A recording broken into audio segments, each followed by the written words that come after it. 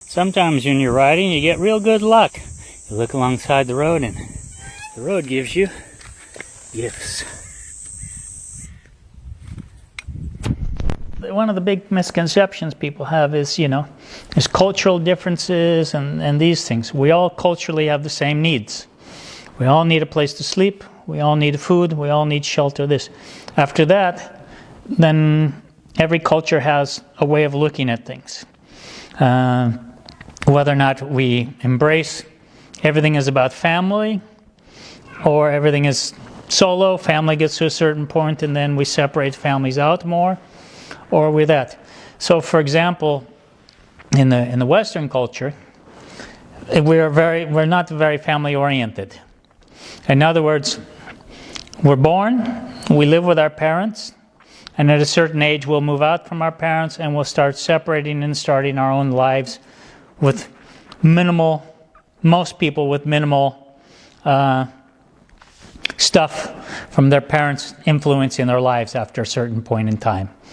If you look at the Hispanic culture, our neighbor in America, most of them, when they haven't been in America for too long and start to become westernized, they come in, they're very family-oriented. Everything will be done for the family, the immediate family, and the outer family. So if someone is, for example, like I had people working for me, they would make money, but a percentage of their money was sent home to mother, to brothers, to cousins, to make sure they could have school, they would have a business, or they would have a house.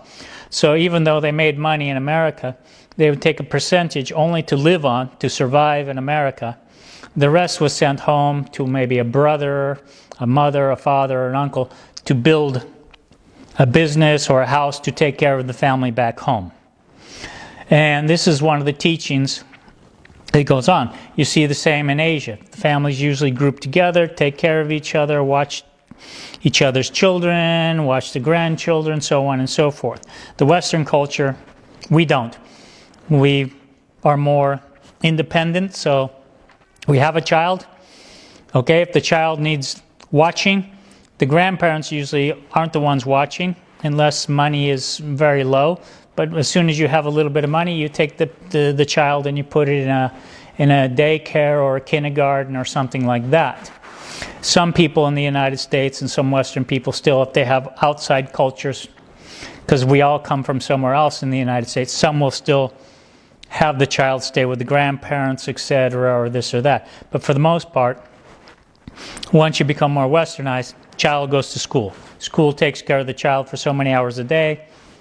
You don't do this one. So our family system kind of breaks up versus the other one. But this is kind of how the world sees it. No matter what country you come from, your country must take care of your own country first. First, you take care of your own country, then you help others. And the thing is, it's the same with a person. Me, if I'm not healthy, if I don't feel good, how can I help somebody else? So if I don't take care of myself first, spiritually, mentally, and physically, how can I help someone? If I'm old and frail, how can I help someone that is in trouble and needs picking up, lifting?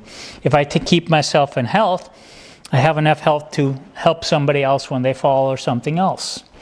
Spiritual, same way. If I have good spiritualness and this, when someone who is feeling down and feeling missing stuff, and if I have good spiritual value, I can help them by showing them, like in Buddhism, it's simple. We can help others come up. So this is one of the things, you must take care of yourself first. This is not, people would say it's selfish. No, there is a point where it's selfish. That's because if everything you do is only for you, only to build you, only to make this. But if you take care of yourself first, and with that, when abundance comes, you take the abundance and you help others with the abundance, then this is a good thing, because this helps you with kindness, empathy, and all the Buddhist teachings. It helps you to give back. And when you give back, sometimes, as some would say, in other religions or other faiths, karma would come, and karma gives you back more. Well, then you get more again, and you can give more, and then you are staying healthy. But you always must take care of oneself first, because if you don't, how do you help somebody else?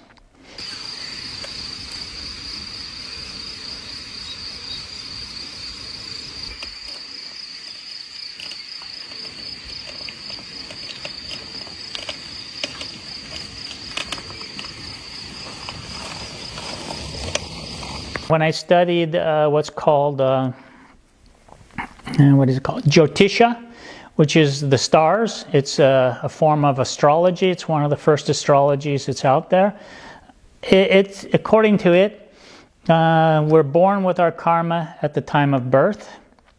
So we're born with a destiny and a finishing place. It's all been written before, as soon as we were born. Some of the Buddhist scriptures also talk of this. Our destiny, our thing is done. The thing that is not written, according to even Vedic astrology, Buddhism, and the other stuff, the ones I've learned and I've studied, is the path to get there. We can make the path easy, or we can make the path hard. In Vedic astrology, the word is to bring to light. In other words, if something's in the dark, I can't see it. If I can't see it, I can trip over it, I can fall, I can hurt myself. I don't know what it is. But if I shine a light on it or bring it into the light, I can see that there's a rock in front of me, so I don't step on the rock and trip over it. I walk around it. I do the other things. I take the natural path. Buddhism somewhat teaches the same thing. We must enlighten ourselves. And in part of enlightening ourselves is to see the good in everything. Nothing is 100% good. Nothing is 100% bad. Just because I trip over a rock, it doesn't mean the rock was bad. The rock did nothing but its nature. It just was a rock. It just sat there. So I was the one that inflicted pain on the rock, not the other way around. I tripped on the rock because I did not pay attention to see the rock. And this is, I think, one of the biggest things as human beings we forget, is everything in life has a nature. A dog has a nature, a cat has a nature, people have nature, everything has natures.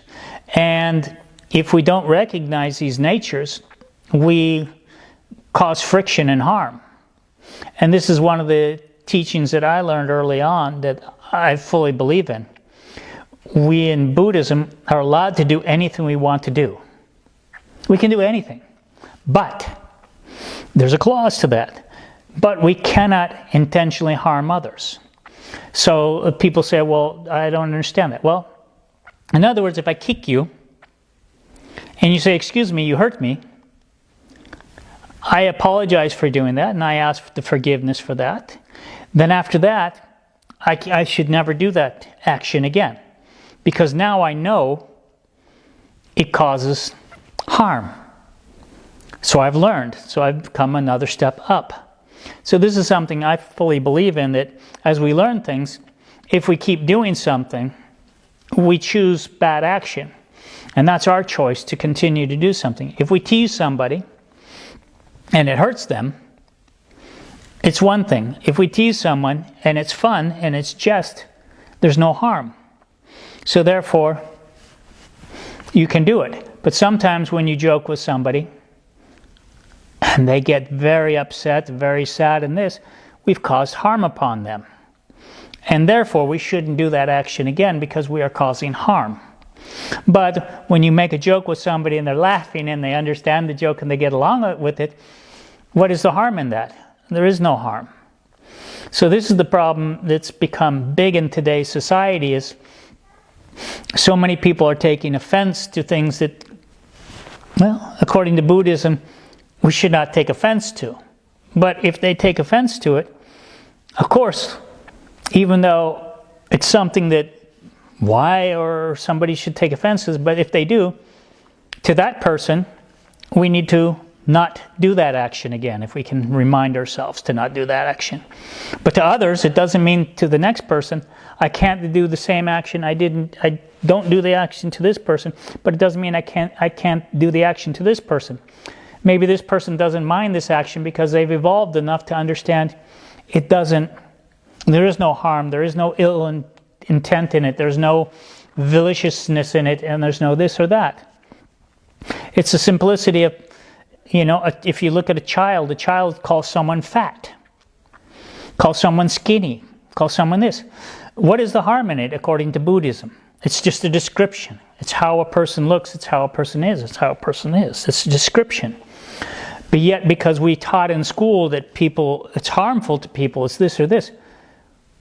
Why is it harmful? I don't understand why it's harmful from a Buddhist perspective. There is no harm in it. But I must respect that if the person I'm telling, you look fat, and they take offense to this, I must now realize and have the compassion to say, I realize this person takes offense to this. So therefore, I'm causing harm to this person if I use this terminology. So with this person, I must no longer use this terminology or try to refrain from using this terminology with this person, because to them, their stage of enlightenment or their stage of being finds offense to something that me and others do not find offense to. So that's how it is. And that's one thing I like about Buddhism. You can do everything, and there is no judging in it. It's this, but you yourself have to control your actions to make sure that you're not causing harm to another human being.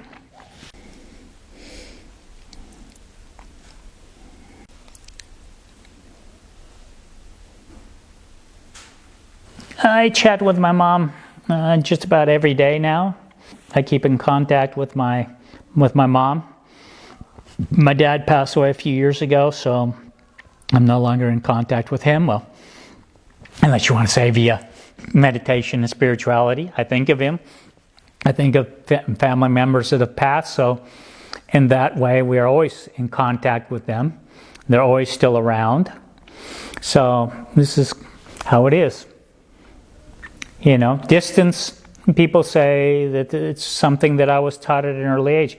Distance doesn't make you no longer feel for a person, be attached to a person, or connected to a person.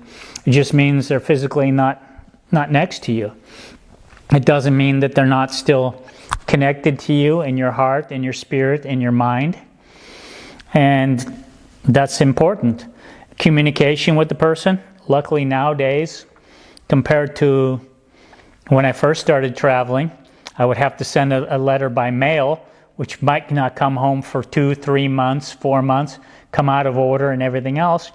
Nowadays, I can pick up the phone, click on it, send an email. As soon as my mom or whoever gets on the other end, they answer the computer, they do that one.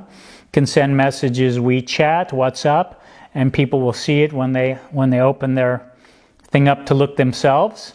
So again, I don't control when they see it or how they see it, but I send it, and at their end, when they are open to receiving it, they open their app or do their thing. Same with me. If I get up in the morning, it's not the first thing I do. I don't go to my emails. I don't go to my mails. I go to now back to more of my practice of getting my mind and set for the day and everything else. And then after I've done my morning chores, my other things, and packed up, if I'm on the road, pack up my tent. If I'm at home, make up my bed, clean my room, do my stretching, do my stuff, get my mind, do a little bit of meditation, eat my breakfast, make sure if I'm on the bicycle ride, I break down my camp that is packed up, it's ready to go. And then during that time, I check my emails, I check my other things. Again, one step in one world, one step in the other world. I check my emails, I check everything else. Okay, if there's anything I have to respond to right away that requires my full attention at that time, that's immediate attention. I take care of that first before I go on the road. So I'll send an email, or I'll set up sending money or paying bills or doing other things. And then once I go on the road, or if I'm at home, I'll do my chores and I'll do my stuff until it's my lunchtime and I'm hungry. And then I repeat the process. I have my lunch, I have my drink, I do my calmingness a little bit for that. I might do a little bit of meditation or something if I'm doing that. Then I'll check my emails, I'll check my stuff, I'll check anything that I did for business earlier in the day to make sure if it had to be something that had to be answered right away, that's been sent, that somebody at the other side answered. If not, I will send a second email or something, or try to get a hold of the person to make sure the business is done. And then I go on with my day. Well, probably one of the things that annoys me most about my fellow bikers and other travelers is not taking responsibility. Well, as we see here by my setup, it rained last night. Brother, did it pour last night. It came down cats and dogs. I was lucky enough I got my tarp set up because I was foolish, and barely just in time before the big rainstorm hit, and I couldn't set up the rest until a little bit later. But we always blame the weather. Don't take responsibility ourselves for our actions and our choices. The weather is the weather. It's not good, it's not bad, it's just the weather. If we have the right gear, as you see here, a nice hammock that hangs off the ground so it's dry all night long. Keep the bike dry under a tarp. We have a nice tarp. We have all our cooking. We can cook down here. We can do everything down here. Sit down here comfortably out of the rain, everything else. Have a nice jacket on, have everything else on. The weather doesn't bother us. So it wasn't the weather that was bad. It was my choices that were bad.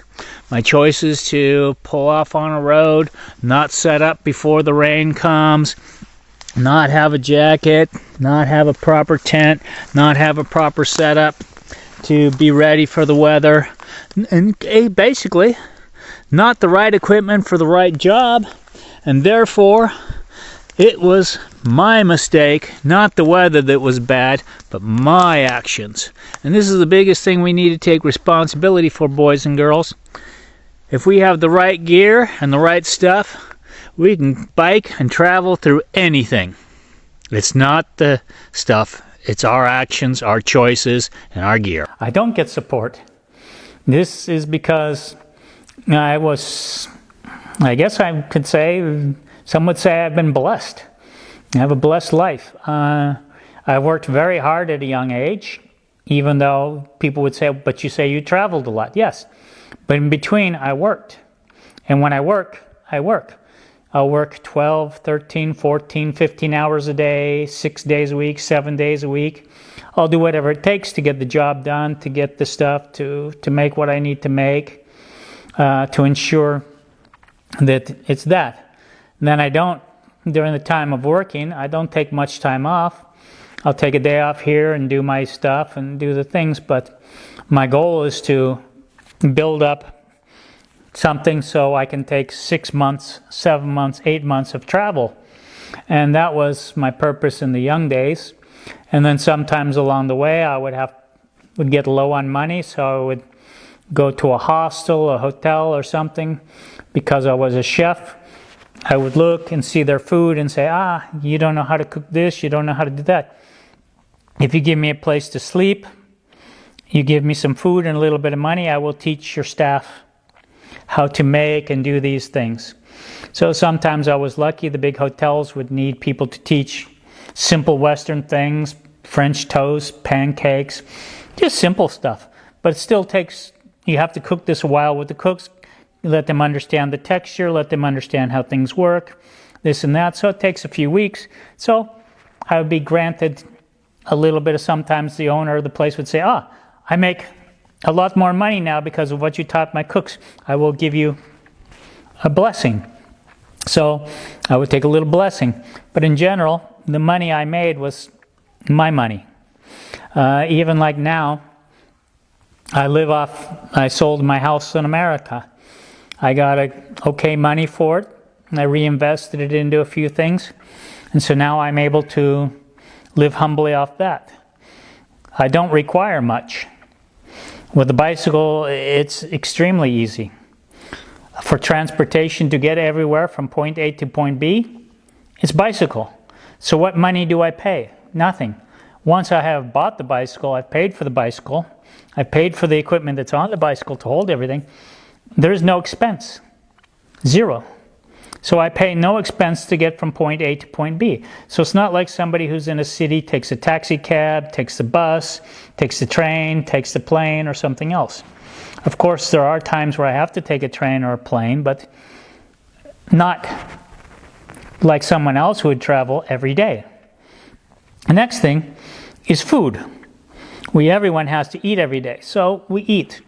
Well, if you eat local food, simple local food, what the locals eat, and you cook a good percentage of your own food, food is pretty cheap in most places.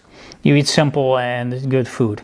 Another thing to do is when I travel, is a lot of times you see a farm, and you see the farmers working in the field.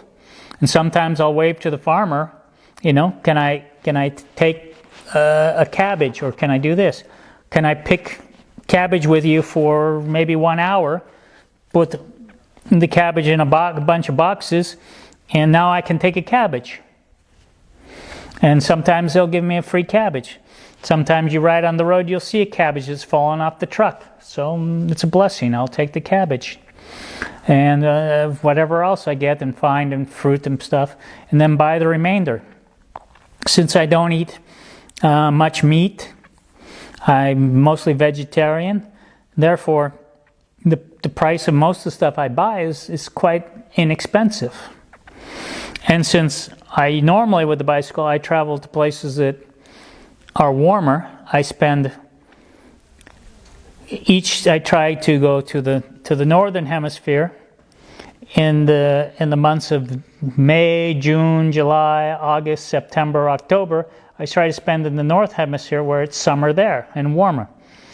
Then when it becomes towards winter time, I head to the southern hemisphere, which is starting November, December, January, February, March, April. And there I go to the southern hemisphere, where again, it's warm. So you'll always have fresh vegetables, food, and everything at a cheaper, more reasonable price, because it's normal season to grow and everything else. So this keeps the food prices down, keeps everything down. And also when you travel where it's warm, comes to the next stage of our things. Accommodation. Where do you sleep? So for me, I hang in a hammock most of the time. So most my travel, I find places to hang my hammock between the trees, and I sleep in a hammock at night. I cook with my stove, and I make a little bit of food, and I make my food in this. So my meals are easy, cheap, and this and that. But with the hammock, I pay, again, once you've bought the equipment of a tent or a hammock, what is your cost to sleep for the night? Zero. I pay no money for a place to sleep. I sleep under the stars. I sleep with nature, sleep with the beauty, sleep like the Buddhas had done in the past. The monks walking. I sleep in the open. Of course, I have a nice hammock. Keeps me warm. But this is one of the tricks. And then about maybe once a week, maybe once every 2 weeks, I go to a place like a hostel or something that is considered inexpensive, place to sleep for the night, to get a proper bathing, because at least once to twice a week, every 2 weeks, one has to bathe properly, and a good shower to wash and clean and take care of yourself, because daily, people will say, well, daily you take care of yourself. Yeah, I wash with water, I wash with a little soap, I wash with my towel. I then rinse my towel off after I've washed my body, and I've taken it out of the bucket water or the river and with a little soap and washed. And then I wring my thing out, I wash this and I wring it out, I dry my towel, put it back on my bicycle. And that's my bathing practice for the day. I don't use regular toothpaste. I use a powder toothpaste because I find it better, so I don't use chemicals there. So Brush my teeth the natural way, clean my teeth. Same with everything else, as much as natural as can be. So, again, this is very inexpensive. I don't put on harsh deodorants and all these special things because I'm outside, I'm in nature. The body, when you eat more natural food, doesn't have the harsher odors than normal, so long as you're, washing your stinkier parts, you're fine. So, how do you support yourself? You lower your cost. You learn to live simple, as they would say. This becomes more the Buddhist style life. You become like a monk. You're traveling like a monk. You're walking, you're going. But I just happen to use a bicycle. It's much faster to go from place to place.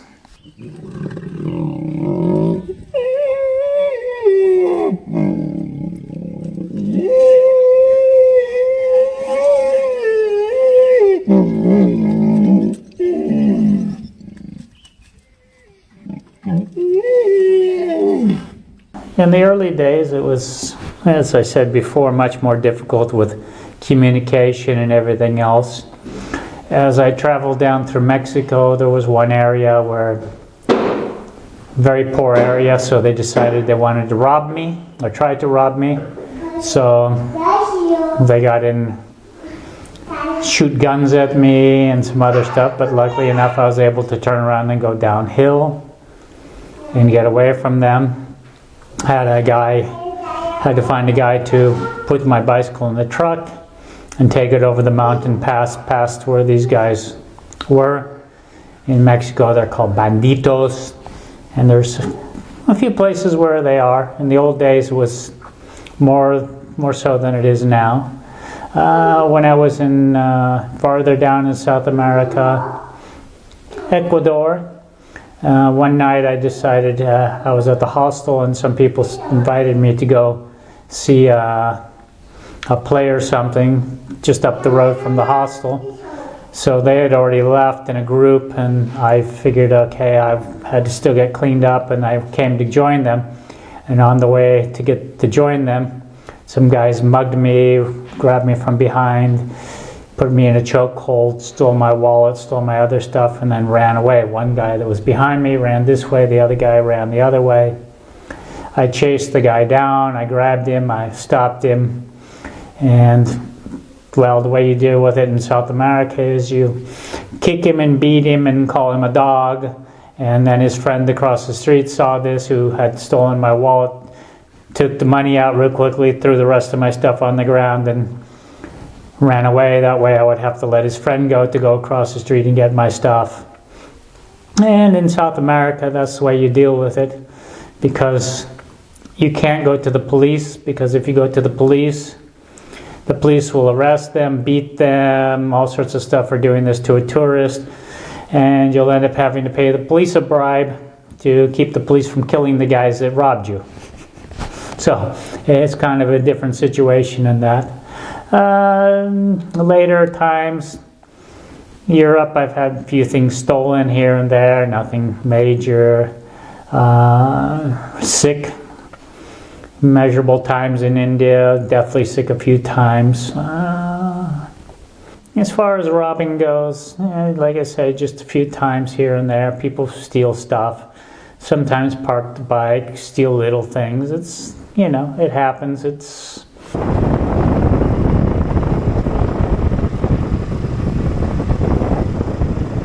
There's differences in all the cultures.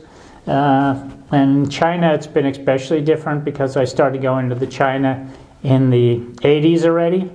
And China is extremely different in the 80s than it was today. I think in the 80s it was much easier, could easily camp everywhere. All hotels took foreigners. There was never an issue with hotels and anything like that. Places to eat.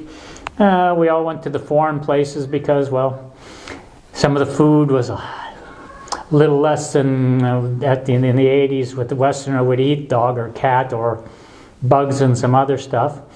But when I started going back in later years, China had developed quite a bit and come along, and cities are bigger, and actually some of them are fancier than some of the Western cities, so I don't see a problem there. The differences in food. culture-wise, China is a bit more family-oriented, standoffish, but at the same time, when they see a foreigner, everybody wants to quickly run and have their picture taken with you, and they don't quite understand sometimes you want to be left alone, or you're just doing something.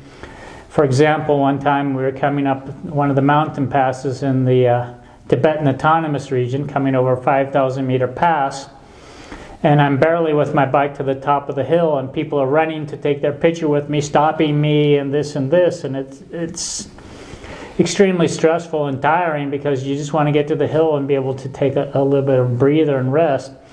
And this is something I'm not used to, because in Western countries people would never do that. They'd wait till you've stopped and relaxed and then come over and talk to you and present themselves, not just run up with a camera or phone and quickly stick their head next to yours and take a selfie with you.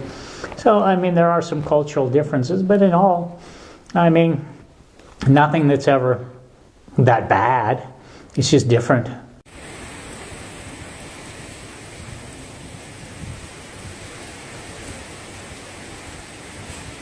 In my years of traveling, I've been over 130-something countries now. I just added a new 3 or another 2 in the last year, so it brought me up to about 133. A lot of the countries I revisit and just travel in different ways. I mean, take, for example, China. How big is China? I mean, people that live in China could spend decades just traveling from one side to the other. I've been to most every province in China. India, I've been every province but one. It means I've seen part of the provinces, but it means I haven't seen all of the provinces, but I've traveled. How many kilometers I've traveled? 500,000 or more, easily. Over the decades, I mean, it's hard to tell. I stopped counting years ago because it no longer became important to me.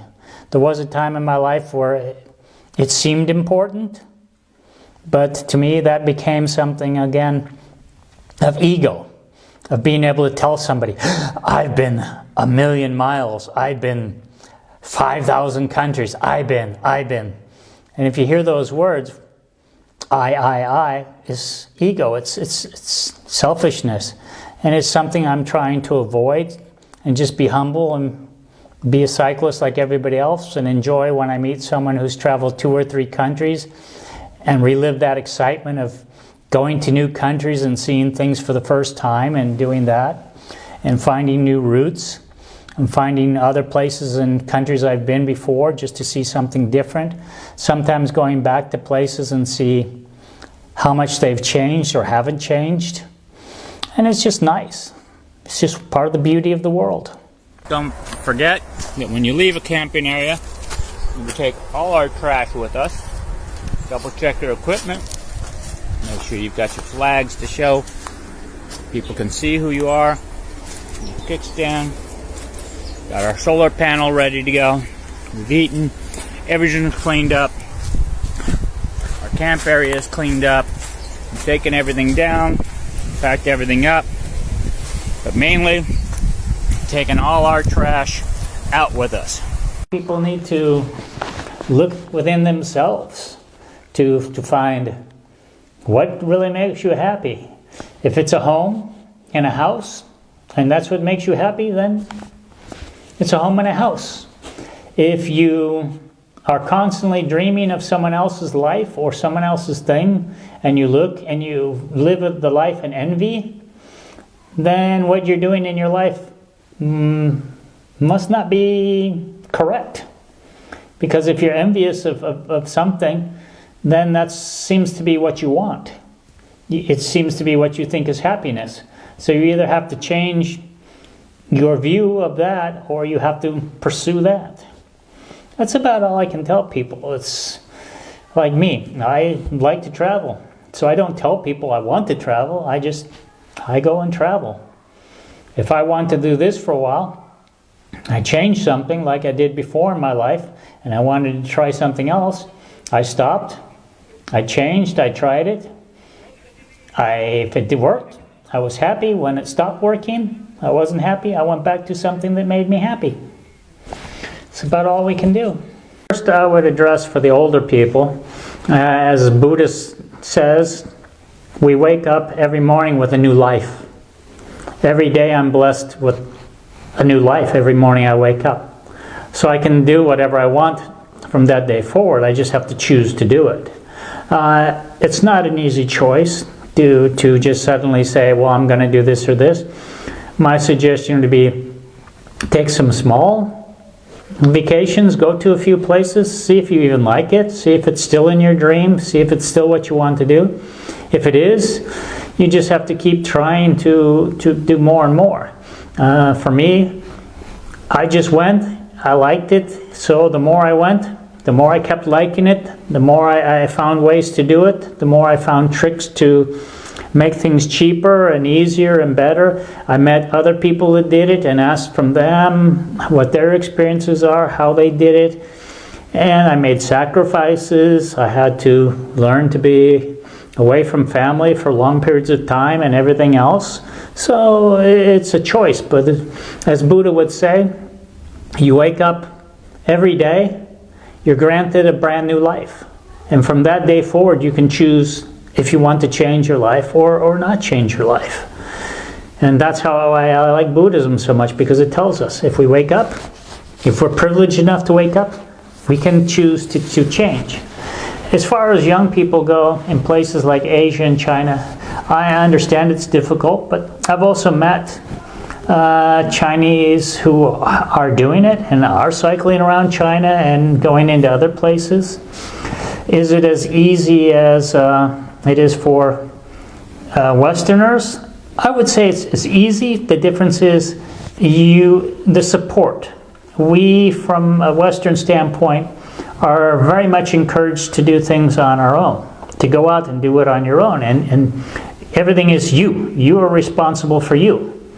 But yet in Asia, where they practice Buddhism, where Buddha says you're in charge of yourself and you're responsible for yourself and you're responsible for your own actions, they choose not to do it.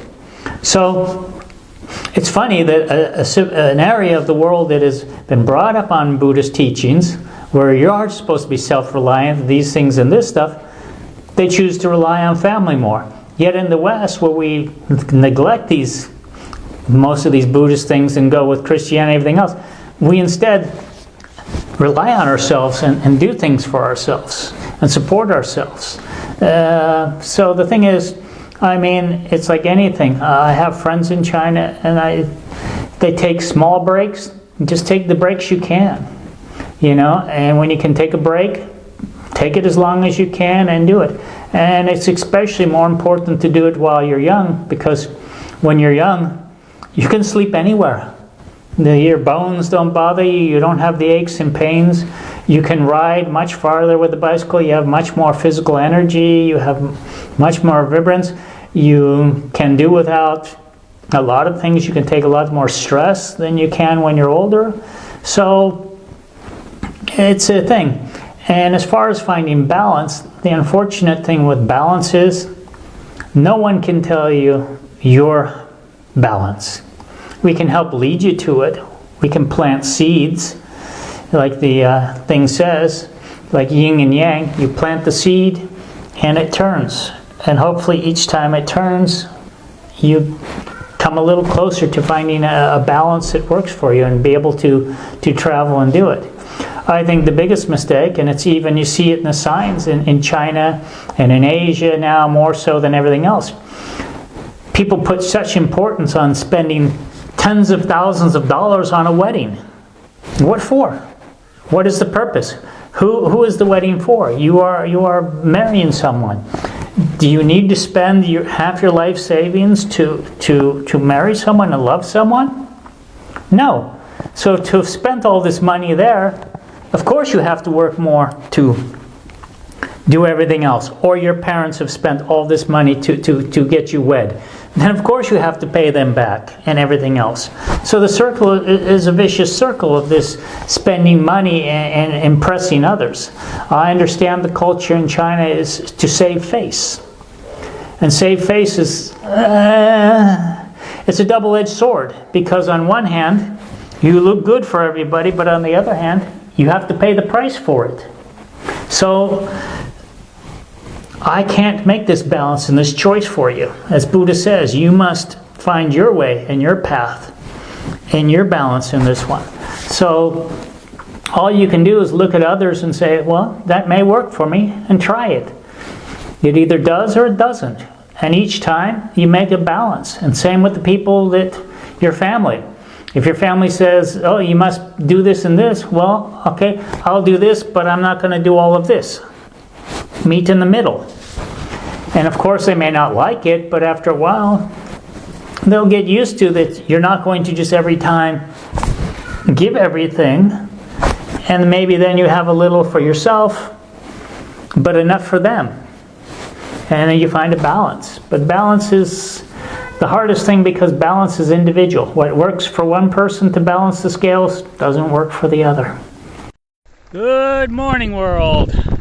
Working our way back the dirt trails back to the main road from our camping areas. Sometimes I go far in for camping. Sometimes I just go right next to the road. Just depends on the conditions, the place, what we find, how the trees are, how I'm going to set up. A lifetime of stories, so there would be no point to start and no point to end. Like I say, it's an adventure. And sometimes people always say, why don't you write a book? Why don't you do this? Why don't you do that? Because at this time, for me, I want this to be mine. It's probably, I don't know, Buddhism would say it's selfish, it's this, it's that. It's not ego. But I think sometimes when we do things like newspapers and this and that, that becomes ego. Because then the newspaper makes us seem like more than we are. I'm just a simple person like everybody else, just cycling around the world, enjoying seeing what I can. You know, but a newspaper will put this big story and to-do and hype of who you are and what you are and why you're so important or this or that. The feats, you're doing fantastic things, but yet each of us has the ability to do fantastic things in our own way. So why not find what's your way to do a fantastic thing and do that? Again, we're taught and brainwashed to believe, but if the news puts it there, he must be more important. I don't see it that way anymore. With the Buddhist principles, I no longer see this part of the world. So I think that's one of the better things, like I say, of Buddhism. It's taught me to be more humble, to see things, try to be more forgiving, try to be more compassionate, try to understand others more, try to accept things as they are, not what I want them to be. Find a balance in between what I've been taught, what I've untaught myself, and what I'm reteaching myself in the new world of balance.